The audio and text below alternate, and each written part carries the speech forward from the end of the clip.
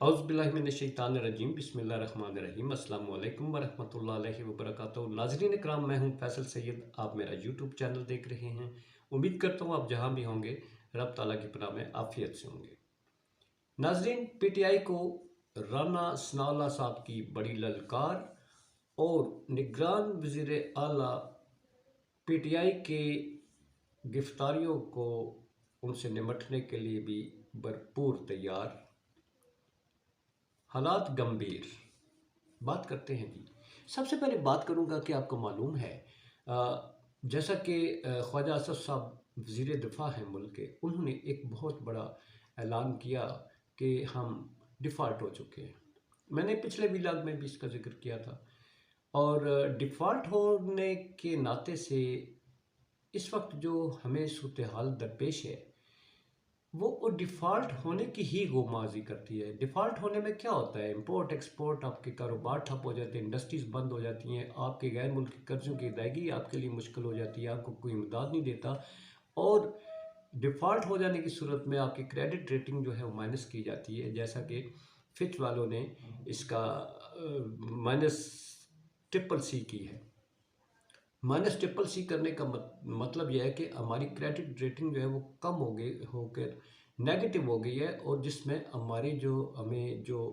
हमारी बारो करने की सलाहियत है वो ख़त्म हो गई है, और हमारी पेमेंट्स की जो शेड्यूल है वो मुतासर हो चुका है, और बाहर से ममालिक जो हमें इमदाद देना चाहते हैं वो उस पर हमारी क्रेडिबिलिटी जो है उनके सामने माइनस हो चुकी है। इसके अलावा शायद ज़रूरियात लोगों की पहुँच से दूर हो जाती हैं, और इसके साथ साथ हर चीज़ जो है आपकी लाइफस्टाइल जो है नेगेटिविटी की तरफ चला जाता है, आपके लिए मसाइल खड़े होते हैं। आज ताज़ा तरीन आज की वो मैं देख रहा था कि खबर है कि मुल्क में पेट्रोलियम के ज़खायर सिर्फ 7 दिन के रह गए।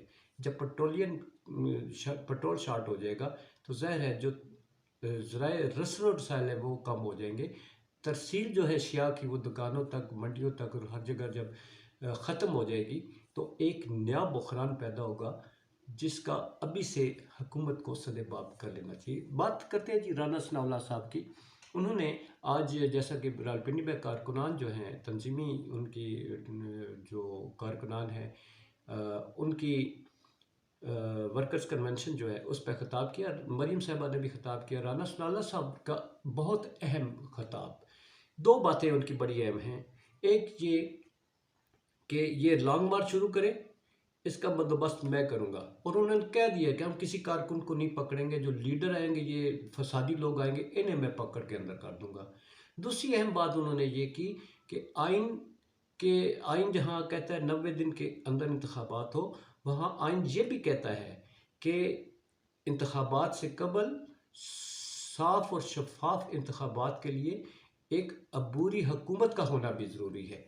गोया उन्होंने दो बातों का अंदिया दे दिया है। अब पीटीआई जो है, मैं पिछले व्लॉग में जिक्र कर चुका हूँ कि पहले मैंने बताया था, अपने व्यूज़ थे मेरे, कि जो असम्बलियाँ तहलील कर रहे हैं ये खान साहब बड़ी गलती करने जा रहे हैं, क्योंकि उनके लिए महफूज जो है और अपने अमली जामा अपने मंसूबों को पहनाने के लिए दो सूबे बेहतरीन जगह थी जहाँ फंड इशू करके तरक्याती काम करवाए जा सकते थे। असम्बलियाँ तोड़ने की सूरत में सारे तरक्याती काम रुक गए।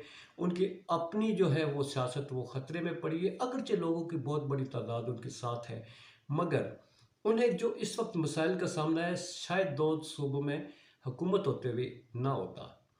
मगर इससे आगे बढ़कर अभी जो उन्होंने ये फैसला किया है गिरफ्तारियां देने का जेल भरो तहरीक के हवाले से, उसका मैंने राना सनाउल्लाह साहब का बता दिया है कि वो गिरफ्तार नहीं करेंगे कारकुनान को। दूसरी तरफ मैंने ख्वाजा आसफ ये सारी जो चौधरी एतजाज़ एहसन है उनका भी मैंने तजर्बा बयान किया था। उन्होंने भी कहा था पहले तहरीक शुरू की गई थी, लीडरान को पकड़ के अंदर कर दिया था और कारकुनान को छोड़ दिया था। इसी हवाले से शायद इमरान खान साहब के पास कोई प्लान बी हो। जब भी कोई प्लान हिकमत अमली बनाई जाती है तो उसके पहले नाकामी को सामने रखना चाहिए। मैं तो वैसे जो भी काम शुरू करता हूँ तो उसको पॉजिटिव साइड पे नहीं जाता, उसके नेगेटिव साइड पे जाता हूँ कि शुरू करते हुए मुझे किन मसाइल का सामना करना पड़ता है। तो ये इतने बड़े लेवल के लीडर हैं, तो ज़ाहिर है ये तो इन्होंने सामने रखा होगा कि अगर ये नाकाम होता है तो फिर दूसरा प्लान क्या करना है। बेहतर जंग जो है वो अदालतों की थी, अदालतों की तरफ से जो है वो बेहतरीन आइन पर अमल करवाने के अहकाम जारी हो रहे हैं। बेहतर होता कि अगर वो कानूनी जंग तक महदूद रहते, क्योंकि आगे वैसे भी इलेक्शनों का वो दौर आ गया है। और इससे निपटने के लिए अब अगली बात आपको बताता चलूँ, वो वज़ीर आला पंजाब मोहसिन नकवी साहब, उन्होंने भी आज अहम इजलास बुला लिया, क्योंकि बुध के दिन से तहरीक शुरू होने जा रही है ना। उन्हें चीफ सेक्रेटरी आईजी साहब और वज़ीर जो हैं उनका एक मीटिंग बुलाई हुई थी, और उसमें उन्होंने फैसला किया, हदायत जो दी हैं वो ये है कि कारकुनान को गिरफ्तार ना किया जाए, जहाँ भी आते मत गिरफ्तार करें, और अगर हंगामा राई करते हैं तो इन्हें कानून के मुताबिक उनसे निपटा जाए, मुकदमात बनाए जाए और फिर गिरफ्तार किया जाए। अब ये दो बातें देखें, निगरान वज़ीर आला साहब, उनका भी यही इरादा है कि कारकुनान को हम नहीं पकड़ेंगे, लीडरशिप को पकड़ेंगे। लीडरशिप को पकड़ते पकड़ते जब वो सारी लीडरशिप अंदर कर लेते हैं, तो इमरान खान साहब के साथ जो बोलने वाले लोग हैं, अगर वो अंदर हो जाते हैं तो फिर इमरान खान साहब पर हाथ डालना बहुत आसान हो जाएगा। दूसरा ये नुकसान बहुत बड़ा जो इमरान खान साहब को होगा, वो ये होगा कि जब सारी क़यादत अंदर हो जाती है तो कारकुनान को लीड करने वाला कोई नहीं होगा। फिर आप जो भी करना चाहते हैं कारकुनान को बाहर निकालने के लिए, जब लीडरशिप जिसका होना ज़रूरी है वो जब अंदर हो जाती है, तो फिर आपके लिए एक और बहुत बड़ा मसला पैदा हो जाएगा, जिसका सलूशन फिर शायद आपके पास नहीं होगा। हाँ, अलबत्ता लोग अपने तौर पर हंगामा राई करते हैं, बाहर निकलते हैं, अपने गुस्से का इजहार करते हैं, और वो भी उसी तरह जिस तरह हुकूमत गिराई गई थी उतनी बड़ी तादाद में लोग आते हैं, तो फिर शायद कोई एक नया अपसेट हो सकता है। मगर ऐसा होता हुआ शायद मुश्किल नज़र आता है। कल से शुरू होने वाला हफ्ता जो है बड़ा इंपॉर्टेंट है जी, इसलिए कि कल इमरान खान साहब की ज़मानत भी है। सदर अलवी साहब ने इलेक्शन कमीशन को बुलाया हुआ है मशावरत के लिए, जो पहले ही इलेक्शन कमीशन कह चुका है कि सदर से मशावरत हमारी ज़रूरी नहीं है, हम इनके मुताबिक काम कर रहे हैं, इनके मुताबिक हम करेंगे, बाकी मुकदमात अदालतों में।